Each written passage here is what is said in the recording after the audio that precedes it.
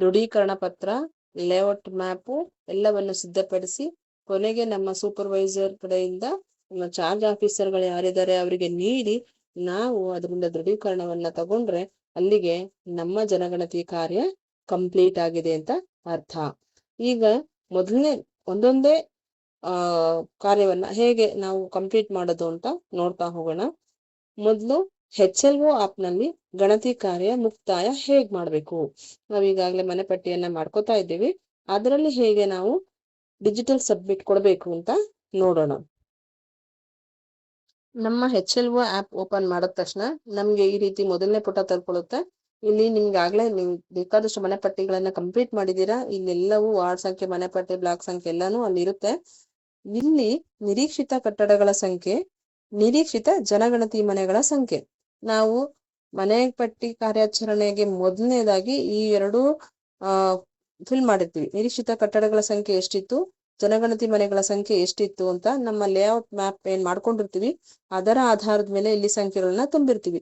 ಈಗ ನಾವು ಸಂಪೂರ್ಣ ಕಾರ್ಯಾಚರಣೆ ಮುಗಿದ ಮೇಲೆ ಈ ಕಟ್ಟಡಗಳ ಸಂಖ್ಯೆ ಮತ್ತೆ ಜನಗಣತಿ ಮನೆಗಳ ಸಂಖ್ಯೆಯನ್ನ ಅಕ್ಯುರೇಟ್ ಆಗಿ ಇಲ್ಲಿ ಎಡಿಟ್ ಮಾಡ್ಬೇಕಾಗುತ್ತೆ. ಯಾಕಂದ್ರೆ ಈಗ ಕೆಲವೊಂದು ಕಟ್ಟಡಗಳ ಸಂಖ್ಯೆ ಬದಲಾವಣೆ ಆಗಿರಬಹುದು, ಮತ್ತೆ ಜನಗಣತಿ ಮನೆಗಳು ಕೂಡ ಹೆಚ್ಚಿಗೆ ಆಗಿರಬಹುದು. ಆ ಸಂಖ್ಯೆಯನ್ನ ನಾವು ಇಲ್ಲಿ ನಮೂದಿಸ್ಬೇಕು. ನಾವು ಕೊನೆಯದಾಗಿ ಮನೆ ಪಟ್ಟಿ ಗಣತಿ ಮಾಡಿದಂತಹ ಮನೆಯ ಮಾಹಿತಿಯನ್ನ ನಮೂದಿಸ್ಬೇಕು. ಕೊನೆಯದಾಗಿ ನಾವು ಕಟ್ಟಡದ ಸಂಖ್ಯೆ ಎಷ್ಟು ಹಾಕಿದ್ವಿ, ಹಾಗೆ ಕಟ್ಟಡದ ಸಂಖ್ಯೆ ಆದ್ಮೇಲೆ ಜನಗಣತಿ ಮನೆ ಸಂಖ್ಯೆ ಎಷ್ಟು ಹಾಕಿದ್ವಿ ಅದನ್ನ ನಾವು ಇಲ್ಲಿ ನಿರೀಕ್ಷಿತ ಕಟ್ಟಡಗಳ ಸಂಖ್ಯೆ, ನಿರೀಕ್ಷಿತ ಜನಗಣತಿ ಮನೆಗಳ ಸಂಖ್ಯೆಯಲ್ಲಿ ಎಡಿಟ್ ಮಾಡ್ಬೇಕು. ಒಂದ್ ವೇಳೆ ನಾವಿಲ್ಲಿ ಹಾಕಿರೋ ಕಟ್ಟಡದ ಸಂಖ್ಯೆಗಿಂತ ಜಾಸ್ತಿ ಜನಗಣತಿ ಮನೆಗಳಿಗಿಂತ ಜಾಸ್ತಿ ಇಲ್ಲಿ ತುಂಬಿದ್ರೆ ನಮ್ಗೆ ನೆಕ್ಸ್ಟ್ ಅದು ಇನ್ನು ನಿಮ್ಮ ಬ್ಲಾಕ್ ನ ಕಾರ್ಯ ಮುಗಿದಿಲ್ಲ ಅಂತ ತೋರಿಸುತ್ತೆ. ಹಾಗಾಗಿ ಕೊನೆಯ ಮನೆ ಯಾವ್ದನ್ನ ಗಣತಿ ಮಾಡ್ತೀವೋ ಅದರ ಕಟ್ಟಡದ ಸಂಖ್ಯೆ ಮತ್ತೆ ಜನಗಣತಿ ಮನೆಯ ಸಂಖ್ಯೆಯನ್ನ ಇಲ್ಲಿ ಫಿಲ್ ಮಾಡಿದ್ರೆ ನೆಕ್ಸ್ಟ್ ನಾವು ಮನೆಪಟ್ಟಿ ಕಾರ್ಯಾಚರಣೆಗೆ ಹೋಗ್ಬಹುದು. ಇಲ್ಲಿ ಮನೆಪಟ್ಟಿ ಕಾರ್ಯಾಚರಣೆಯನ್ನ ಓಪನ್ ಮಾಡಿದಾಗ ನಿಮ್ಗೆ ಗೊತ್ತು, ಈ ಒಂದು ಡ್ಯಾಶ್ ಬೋರ್ಡ್ ನಲ್ಲಿ ಹೊಸ ಮನೆ ಪಟ್ಟಿ ನಮೂದು ಇದೆ. ಇದಾಗ್ಲೇ ನಾವೆಲ್ಲಾ ಮನೆಗಳನ್ನ ಮುಗಿಸಿದೀವಿ ಅಂತ ಖಾತ್ರಿ ಇದೆ ನಮ್ಗೆ. ಇಲ್ಲಿ ಮಾಹಿತಿಗಳ ತಿದ್ದುಪಡಿ, ಸಿಂಕ್ ಮಾಡಿದ ಮಾಹಿತಿ ತಿದ್ದುಪಡಿ, ಸಾರಾಂಶ ವೀಕ್ಷಣೆ, ಸಿಂಕ್ ಪೂರ್ಣಗೊಂಡಿದೆ ಎಂದು ಗುರುತಿಸಿ. ನಾವೆಲ್ಲ ಪೂರ್ಣಗೊಂಡಿದೆ ಅಂತ ಗುರುತಿಸಿದಕ್ಕೆ ಮೊದಲೇ ಇನ್ನೊಂದ್ಸರಿ ಮಾಹಿತಿಗಳೇನಾದ್ರು ತಿದ್ದುಪಡಿ ಆಗೋದಿದ್ಯಾ, ಸಿಂಕ್ ಮಾಡಿರೋದು ಯಾವ್ದಾದ್ರು ಮಾಹಿತಿಗಳನ್ನ ತಿದ್ದುಪಡಿ ಮಾಡ್ಬೇಕಾ ಅಂತ ಒಂದ್ಸರಿ ಚೆಕ್ ಮಾಡ್ಕೊಳ್ಳೋದು ಒಳ್ಳೇದು. ಸಾರಾಂಶ ವೀಕ್ಷಿಸಿ, ಇಲ್ಲಿ ನೀವು ಕ್ಲಿಕ್ ಮಾಡಿದ್ರೆ ಪ್ರತಿಯೊಂದು ಮನೆಯ ವಿವರಣೆ ಕೂಡ ಅಲ್ಲಿ ಓಪನ್ ಆಗುತ್ತೆ. ಇಲ್ಲಿ ನಿಮ್ಗೆ ಇದ್ರ ಸಾರಾಂಶ ವೀಕ್ಷಿಸಿ ಅಂತ ಕ್ಲಿಕ್ ಮಾಡಿದ್ರೆ ನಮ್ಗೆ ಈ ಡ್ಯಾಶ್ ಬೋರ್ಡ್ ಓಪನ್ ಆಗುತ್ತೆ. ಇದರಲ್ಲೇ ಒಂದ್ಸರಿ ನೋಡ್ಕೋಬಹುದು ಯಾವ್ದಾದ್ರು ಅಪೂರ್ಣ ಇದೆಯಾ, ಲಾಕ್ ಮಾಡಲಾದ ಯಾವ್ದಾದ್ರು ನಾವು ಬಿಟ್ಟಿದೀವ ಅಂತ ನೋಡ್ಕೊಂಡು ಎಲ್ಲಾ ಮನೆಗಣತಿಯನ್ನು ಕಂಪ್ಲೀಟ್ ಮಾಡ್ಕೋಬಹುದು. ಜೊತೆಗೆ ಈ ಪ್ರತಿಯೊಂದು ಮನೆಯ ವಿವರಣೆ ಓಪನ್ ಆದಾಗ ಆ ಮಾಹಿತಿಯನ್ನ ಬೇಕಾದ್ರೆ ನಾವು ನಮ್ಮ ರೆಫರೆನ್ಸ್ಗೆ ಇಟ್ಕೋಬಹುದು. ಅದನ್ನ ಈಗ ನೋಡೋಣ. ಸಾರಾಂಶ ವೀಕ್ಷಿಸಿ ಅನ್ನೋದ್ರಲ್ಲಿ ಪ್ರತಿಯೊಂದು ಮನೆಯ ವಿವರ ಬರುತ್ತೆ. ಆ ವಿವರಗಳನ್ನ ಬೇಕಾದ್ರೆ ನಾವು ಈ ನಮೂನೆಯಲ್ಲಿ ತುಂಬ್ಕೋಬಹುದು. ಇದು ಕಡ್ಡಾಯವಲ್ಲ, ಇದು ನೆನಪಿರ್ಲಿ ಮತ್ತೊಂದ್ಸರಿ. ಇದು ಇಲಾಖೆಯಿಂದ ಬಂದಿರತಕ್ಕಂತ ಮಾಹಿತಿ ಅಲ್ಲ, ಆದ್ರೆ ಇದು ನಮ್ಮ ರೆಫರೆನ್ಸ್ಗೆ ಬೇಕಾದ್ರೆ ಸಾರಾಂಶ ವೀಕ್ಷಿಸಿ ಅನ್ನೋದ್ರಲ್ಲಿ ಬಂದಿರತಕ್ಕಂತ ಪ್ರತಿಯೊಂದು ಮನೆಯ ಮಾಹಿತಿಯನ್ನ ಇಲ್ಲಿ ನಾವು ತುಂಬ್ಕೋಬಹುದು. ಮುಂದಿನ ಜನಗಣತಿ ಫೆಬ್ರವರಿ 27ರಂದು ನಾವು ಜನಗಣತಿ ಮಾಡ್ಬೇಕಾದ್ರೆ ಈ ಮಾಹಿತಿ ನಮ್ಗೆ ಉಪಯೋಗ ಆಗುತ್ತೆ ಅನ್ನೋ ದೃಷ್ಟಿಯಿಂದ ಇದು ಕಡ್ಡಾಯವಲ್ಲ, ಎಲ್ರೂ ಮಾಡ್ಕೊಳ್ಳೇಬೇಕಾಗಿಲ್ಲ, ಇದು ಒಂದು ಆಪ್ಷನಲ್ ಅಷ್ಟೇ. ನಂತರ ಇಲ್ಲಿ ಸಿಂಕ್ ಬಟನ್ ಇದೆ. ಎಲ್ಲವೂ ಸಿಂಕ್ ಆಗಿದ್ಯಾ ಅಂತ ಒಂದ್ಸರಿ ಚೆಕ್ ಮಾಡಿ ಎಲ್ಲಾ ಮನೆಗಳನ್ನ ಸಿಂಕ್ ಮಾಡಿ ನಂತರ ಕೊನೆಯದಾಗಿ ಪೂರ್ಣಗೊಂಡಿದೆ ಎಂದು ಗುರುತಿಸಿ ಅಂತ ಒಂದು ಗ್ರೀನ್ ಟಿಕ್ ಮಾರ್ಕ್ ಇದೆ, ಇದನ್ನ ಪ್ರೆಸ್ ಮಾಡ್ಬೇಕು. ಆಗ ನಮ್ಮ ಎಲ್ಲಾ ಜನಗಣತಿ ಏನಿದೆ ಎಲ್ಲಾ ಮನೆಗಳ ಸಂಪೂರ್ಣ ವೀಕ್ಷಣೆ, ಎಲ್ಲಾ ಮನೆ ಪಟ್ಟಿಯ ವಿವರ ದಾಖಲಾಗಿದೆ, ಇದೆಲ್ಲ ಮನೆ ಪಟ್ಟಿ ಮಾಡಾಗಿದೆ ಅಂತ ನಾವಿಲ್ಲಿ ಗುರುತಿಸಿದ ಹಾಗೆ. ಇದಾದ ತಕ್ಷಣ ನೆಕ್ಸ್ಟ್ ಈ ರೀತಿ ಒಂದು ಪೇಜ್ ಓಪನ್ ಆಗುತ್ತೆ. ಇಲ್ಲಿ ಒಂದು ಚೆಕ್ ಬಾಕ್ಸ್ ಇದೆ, ದಯವಿಟ್ಟು ಕೆಳಗೆ ಸಹಿ ಮಾಡಿ. ಇಲ್ಲೊಂದು ಚೆಕ್ ಬಾಕ್ಸ್ ಇದೆ, ಚೆಕ್ ಬಾಕ್ಸ್ ಕ್ಲಿಕ್ ಮಾಡಿ. ಅಲ್ಲಿ ಏನಿದೆ ಅಂತ ಒಂದ್ಸರಿ ಓದಿ. ನಾನು ಈಗಾಗಲೇ ಪೂರ್ಣಗೊಳಿಸಿದ ದಾಖಲೆಗಳಲ್ಲಿ ಮಾಹಿತಿಗಳನ್ನು ಸರಿಯಾಗಿ ನಮೂದಿಸಿದ್ದೇನೆ ಎಂದು ಇಲ್ಲಿ ದೃಢೀಕರಿಸುತ್ತೇನೆ.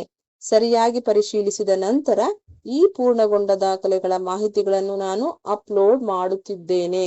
ಅಂದ್ರೆ ಎಲ್ಲವನ್ನೂ ಸರಿಯಾಗಿ ದಾಖಲೆ ಮಾಡಿದ್ದೇವೆ ಅನ್ನೋದಕ್ಕೆ ಈ ಒಂದು ಶೀಟು.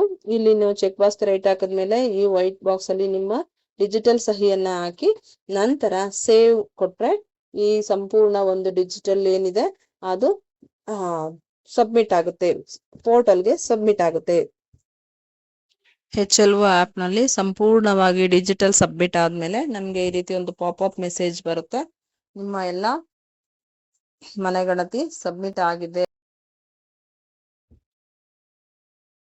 ಗಣತಿದಾರರು ತಮ್ಮ HLO ಆಪ್ ನಲ್ಲಿ ಪೂರ್ಣಗೊಂಡಿದೆ ಅಂತ ಗುರುತಿಸಿದ್ಮೇಲೆ ಮೇಲ್ವಿಚಾರಕರು ಕೂಡ ತಮ್ಮ ಆಪ್ ಅನ್ನು ಓಪನ್ ಮಾಡಿಕೊಂಡು ಮನೆ ಪಟ್ಟಿ ಬ್ಲಾಕ್ ಸಂಖ್ಯೆ ಆಯ್ಕೆ ಮಾಡಿ ಇಲ್ಲಿ ದಾಖಲೆಯನ್ನು ಪರಿಶೀಲಿಸಲು ಕ್ಲಿಕ್ ಮಾಡಿ ಅಂದಾಗ ನೆಕ್ಸ್ಟ್ ಮೇಲ್ವಿಚಾರಕರ ಆಪ್ ನಲ್ಲಿ ಈ ರೀತಿ ಓಪನ್ ಆಗುತ್ತೆ. ಗಣತಿದಾರರ ಹೆಸರು ಆಯ್ಕೆ ಮಾಡಿ ಅಂತ ಡ್ರಾಪ್ ಡೌನ್ ಅಲ್ಲಿ ಒಬ್ಬರ ಗಣತಿದಾರರ ಹೆಸರನ್ನು ತಗೊಂಡು ಮನೆ ಪಟ್ಟಿ ಬ್ಲಾಕ್ ಗಳ ವಿವರಗಳನ್ನು ಪಡೆಯಿರಿ ಇಲ್ಲಿ ಕ್ಲಿಕ್. ಒಬ್ಬ ಗಣತಿದಾರರು ಮಾಡಿರ್ತಕ್ಕಂಥ ಕೊನೆಯ ಕಟ್ಟಡದ ಸಂಖ್ಯೆ, ಕೊನೆಯ ಜನಗಣತಿ ಮನೆ ಸಂಖ್ಯೆಯನ್ನ ಹಾಕಿದ್ರೆ ಆಗ ಅಲ್ಲಿ ಸಂಪೂರ್ಣವಾಗಿ ಎಷ್ಟಾಗಿದೆ ಅಂತ ಸಂಪೂರ್ಣವಾಗಿ ಆಗಿರುತ್ತೆ. ನಾವು ಆಗ್ಲೇ ಸಿಂಕ್ ಮಾಡಿರ್ತೀವಿ. ಇಲ್ಲಿ ಕ್ಲಿಕ್ ಮಾಡಿ ಎಲ್ಲಾ ಮನೆ ಪಟ್ಟಿ ಬ್ಲಾಕ್ ಪೂರ್ಣಗೊಂಡಿದೆ ಅಂತ ಕ್ಲಿಕ್ ಮಾಡಿದ್ರೆ ಕೊನೆಗೆ ಎಲ್ಲಾ ದಾಖಲೆಗಳು ಪೂರ್ಣಗೊಂಡಿವೆ, ಸಿಂಕ್ ಮಾಡಿ ಅಂತ ತೋರಿಸುತ್ತೆ. ಸಿಂಕ್ ಮಾಡಬೇಕು. ಸಿಂಕ್ ಇದೇ ರೀತಿ ಎಲ್ಲಿ ಗಣತಿದಾರರು ಹೇಗ್ ಮಾಡಿದ್ರು ಅದೇ ರೀತಿ ಮೇಲ್ವಿಚಾರಕರು ಕೂಡ ಈ ಚಿಕ್ಕ ಬಾಕ್ಸ್ ನಲ್ಲಿ ಟಿಕ್ ಮಾಡಿ ತಮ್ಮ ಡಿಜಿಟಲ್ ಸೈನ್ ಮಾಡಿ ಸಿಂಕ್ ಮಾಡ್ಬೇಕಾಗುತ್ತೆ.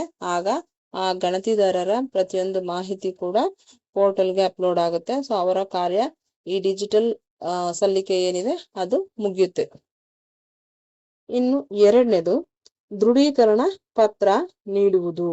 ನಮ್ಗೆ ಒಂದು ನಮೂನೆಯನ್ನ ಕೊಡ್ತಾರೆ. ಆ ನಮೂನೆಯನ್ನ ಫಿಲ್ ಮಾಡಿ ನಾವು ಮಾಡಿರ್ತಕ್ಕಂತಹ ಮನೆಪಟ್ಟಿ ಮಾಹಿತಿಗಳ ಆಧಾರದ ಮೇಲೆ ಆ ದೃಢೀಕರಣ ಪತ್ರವನ್ನ ಫಿಲ್ ಮಾಡಿ ನಾವು ನೀಡಬೇಕು. ಆ ದೃಢೀಕರಣ ಪತ್ರ ಹೇಗಿರುತ್ತೆ ಅಂತ ಈಗ ನೋಡೋಣ.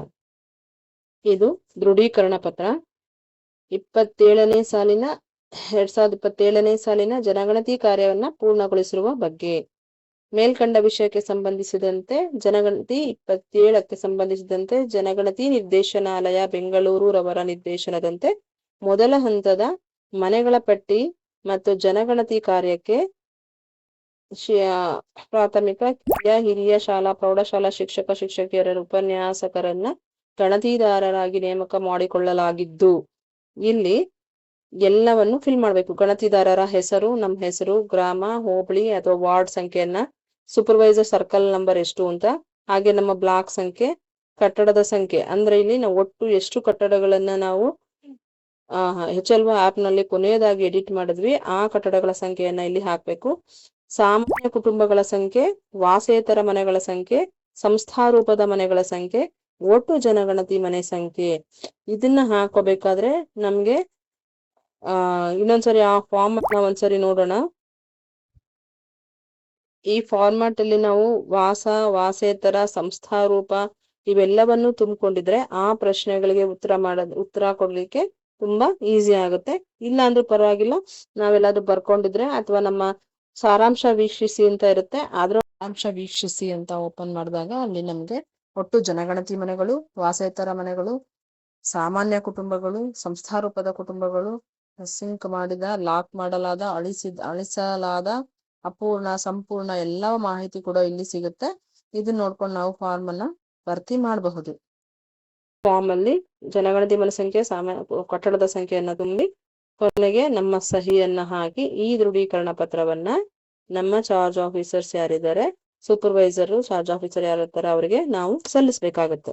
ಇದು ಎರಡನೇ ಕೆಲಸ ಆಯ್ತು. ನೆಕ್ಸ್ಟ್ ಮೂರನೇದು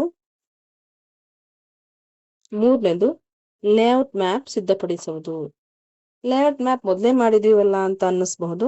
ನಾವು ಮೊದಲೇ ಮನೆ ಪಟ್ಟಿ ಮಾಡುವುದಕ್ಕೆ ಮೊದಲೇ ಲೇಔಟ್ ಮ್ಯಾಪ್ ಅನ್ನ ತಯಾರಿಸ್ಕೊಂಡಿದೀವಿ. ಆದ್ರೆ ಈಗಲೂ ಯಾಕೆ ತಯಾರಿಸ್ಬೇಕು ಅಂತ, ಮ್ಯಾಪ್ ಮಾಡುವಾಗ ಯಾವ್ದಾದ್ರು ಕಟ್ಟಡ ಬಿಟ್ಟೋಗಿರ್ಬಹುದು ಅಥವಾ ಜನಗಣತಿ ಮನೆ ಸಂಖ್ಯೆಗಳು ಬಿಟ್ಟೋಗಿರಬಹುದು. ಹಾಗಾಗಿ ಲೇಔಟ್ ಮ್ಯಾಪ್ ಅನ್ನ ತುಂಬಾ ಅಚ್ಚುಕಟ್ಟಾಗಿ ಸಿದ್ಧಪಡಿಸ್ಕೊಂಡು 2 ಪ್ರತಿಯನ್ನ ಸಿದ್ಧಪಡಿಸಿ ನಾವು ಆಫೀಸ್ಗೆ, ಕಚೇರಿಗೆ ತಲುಪಿಸ್ಬೇಕು. 1 ಪ್ರತಿಯನ್ನ ನಾವ್ ಇಟ್ಕೊಂಡ್ರೆ ನಮಗೆ ಒಳ್ಳೇದು. ಯಾಕಂದ್ರೆ ಮುಂದಿನ ಜನಗಣತಿ ಕಾರ್ಯಕ್ಕೆ ನಮ್ಗೆ ಈ ಮ್ಯಾಪ್ ಸಹಕಾರಿಯಾಗುತ್ತೆ. ಈಗ ಆ ಮ್ಯಾಪ್ ಅನ್ನ ಹೇಗಿರ್ಬೇಕು ಅಂತ ಒಂದು ಸೂಕ್ಷ್ಮವಾಗಿ ನೋಡೋಣ.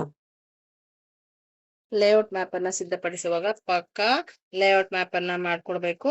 ನಾವು ಆಲ್ರೆಡಿ ಇದನ್ನ ಮಾಡಿ 2 ಪ್ರತಿಯಲ್ಲಿ ಕೊಟ್ಟಿರ್ತೀವಿ. ಆದ್ರೂ ಇನ್ನೊಂದ್ಸರಿ ಯಾಕೆ ಮಾಡ್ಬೇಕು ಅಂತ ಈಗಾಗ್ಲೇ ಹೇಳ್ದೆ. ನಾವು ಮಾಡ್ಬೇಕಾದ್ರೆ ಮನಪಟ್ಟಿ ತಯಾರು ಮಾಡ್ಬೇಕಾದ್ರೆ, ಲೇಔಟ್ ಮ್ಯಾಪ್ ಮಾಡ್ಬೇಕಾದ್ರೆ ಸಿಗದೆ ಇರುವಂತಹ ಅಥವಾ ನಾವು ಬಿಟ್ಟಿರ್ತಕ್ಕಂತಹ ಸೆನ್ಸಸ್ ಮನೆಗಳಾಗಿರ್ಬಹುದು, ಸಂಖ್ಯೆಗಳ ಬದಲಾವಣೆ ಆಗಬಹುದು, ಕಟ್ಟಡಗಳ ಸಂಖ್ಯೆನೂ ಬದಲಾವಣೆ ಆಗ್ಬಹುದು. ಆ ಕಟ್ಟಡಗಳು ಕೂಡ ಇಲ್ಲಿ ಬರ್ಬೋದು. ಹಾಗಾಗಿ ಇನ್ನೊಂದ್ಸರಿ ನಾವು ಅದನ್ನ ರೀಆಲ್ಟರ್ ಮಾಡಿ 2 ಪ್ರತಿನಲ್ಲಿ ಸಲ್ಲಿಸ್ಬೇಕಾಗತ್ತೆ. ಇಲ್ಲಿ ಲೆಫ್ಟ್ ಸೈಡ್ ಅಲ್ಲಿ ಇರ್ತಕ್ಕಂಥ ಮಾಹಿತಿಯನ್ನ ಫಿಲ್ ಮಾಡ್ಬೇಕು. ಇಲ್ಲಿ ಯಾವ್ಯಾವ್ದಕ್ಕೆ ಮೊದಲು ನಾವು ಮ್ಯಾಪ್ ಮಾಡ್ಕೋಬೇಕಾದ್ರೆ ದಿಕ್ಕುಗಳನ್ನ ಗುರುತಿಸ್ಕೊಳ್ಳಿ. ಪ್ರಮುಖವಾದ ಲ್ಯಾಂಡ್ ಮಾರ್ಕ್ಸ್ ಏನಿದೆ, ಪಾರ್ಕ್ ಇದೆಯಾ, ವಾಟರ್ ಟ್ಯಾಂಕ್ ಇದೆಯಾ, ಟೆಂಪಲ್ ಇದೆಯಾ, ಚರ್ಚ್ ಇದೆಯಾ, ಈ ತರ ಅಂತದನ್ನೆಲ್ಲ ಇಲ್ಲಿ ಮ್ಯಾಪ್ ಅಲ್ಲಿ ಗುರುತಿಸ್ಕೊಂಡು, ಆಮೇಲೆ ಕಚ್ಚಾ ರಸ್ತೆಗಳು ಮತ್ತೆ ಪಕ್ಕಾ ರಸ್ತೆಗಳನ್ನ ಗುರುತಿಸ್ಕೊಂಡು, ನಂತರ ಬಿಲ್ಡಿಂಗ್ ಸಂಖ್ಯೆಗಳನ್ನ ಹಾಕೊಂಡು ಪಕ್ಕಾ ಒಂದು ಲೇಔಟ್ ಮ್ಯಾಪ್ ಅನ್ನ ಸಿದ್ಧಪಡಿಸ್ಕೊಳ್ಳಿ. ಈ ರೀತಿ 3 ಪ್ರತಿಗಳನ್ನ ತಗೊಂಡ್ರೆ ಒಳ್ಳೇದು. 2 ಪ್ರತಿಗಳನ್ನ ನಾವು ಸಲ್ಲಿಸ್ಬೇಕು, ಒಂದನ್ನ ನಮಗಾಗಿ ಇಟ್ಕೋಬಹುದು. ಯಾಕಂದ್ರೆ ಮುಂದಿನ ಇದೇ ಲೇಔಟ್ ನಾವು ಜನಗಣತಿ ಮಾಡೋದ್ರಿಂದ ನಮಗಿದು ಮುಂದೆ ಬಹಳ ಉಪಯೋಗ ಆಗುತ್ತೆ. ಹಾಗಾಗಿ ಒಂದು ಕಾಪಿಯನ್ನ ನಾವು ಇಟ್ಕೊಂಡ್ರೆ ಒಳ್ಳೇದು. ಹೀಗೆ HLO ಆಪ್ ನಲ್ಲಿ ಗಣತಿ ಕಾರ್ಯದ ಸಂಪೂರ್ಣ ಮುಕ್ತಾಯ ಮಾಡಿ ಅದು ಡಿಜಿಟಲ್ ಸಬ್ಮಿಟ್ ಕೊಟ್ಟಾದ್ಮೇಲೆ ನೆಕ್ಸ್ಟ್ ದೃಢೀಕರಣ ಪತ್ರವನ್ನ ಸಿದ್ಧ ಮಾಡಿಕೊಂಡು ಲೇಔಟ್ ಮ್ಯಾಪ್ ಅನ್ನ ಸಿದ್ಧಪಡಿಸಿ 2 ಪ್ರತಿ ಲೇಔಟ್ ಮ್ಯಾಪ್ ಮತ್ತು ದೃಢೀಕರಣ ಪತ್ರವನ್ನ ನಮ್ಮ ಸೂಪರ್ವೈಸರ್ಗಳ ಮುಖಾಂತರ ಕಚೇರಿಗೆ ಸಲ್ಲಿಸಿ ನಮ್ಮ ಹಾಜರಾತಿ ಪ್ರಮಾಣ ಪತ್ರ ಮತ್ತೆ ಒಂದು ದೃಢೀಕರಣವನ್ನ ನಾವು ತಗೊಂಡ ಮೇಲೆ ಈ ಜನಗಣತಿ ಕಾರ್ಯ ಸಂಪೂರ್ಣವಾಗಿ ಅಲ್ಲಿಗೆ ಮುಗಿಯುತ್ತೆ.